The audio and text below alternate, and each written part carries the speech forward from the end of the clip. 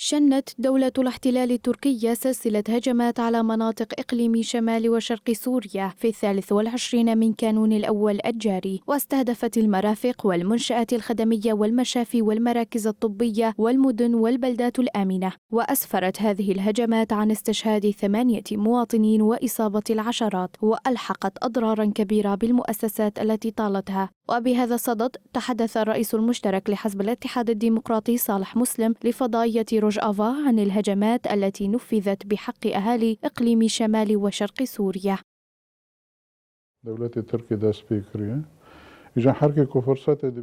دولة الاحتلال التركي تريد إبادة الكردي في شمال وشرقي سوريا، وكلما رأت الفرصة أمامها تشن هجماتها على مناطقنا منذ عام 2016. ودولة الاحتلال التركية لم تتوقف عن هجماتها، وعقدت اتفاقا مع تنظيم داعش الإرهابي لدمار المنطقة وفشلت. وفي عام 2018 احتلت مدينة عفرين، وفي عام 2019 احتلت مدينة سريكانية. فالشعب الكردي لم يتوقف عن مقاومته ونضاله أمام هجمات البربرية، لكن كان يستمر بها.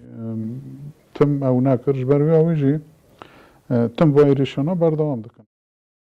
وأكد صالح مسلم أن الهدف من هجمات الاحتلال التركي على مناطق شمال وشرق سوريا هو إبادة الشعب الكردي الذي أسس نفسه وعمل على مشروع الإدارة الذاتية والأمة الديمقراطية.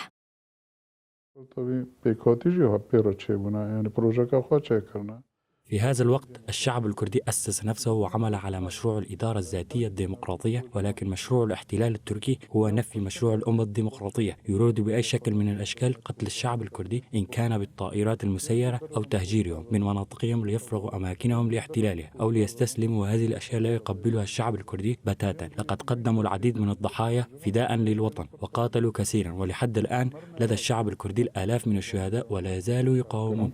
وحتى نجد برخوز نبدأ حزارا إنسان ما شهيد كاتن.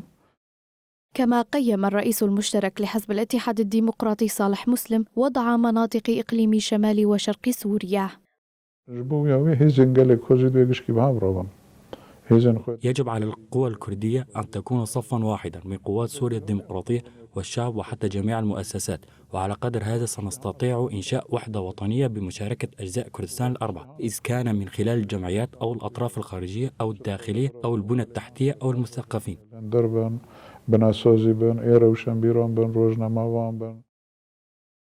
وفي ختام حديثه شدد صالح مسلم على ضرورة تكاتف جميع الوحدات الوطنية الكردية في أجزاء كردستان الأربعة لبناء وحدة وطنية بقوة عظمى.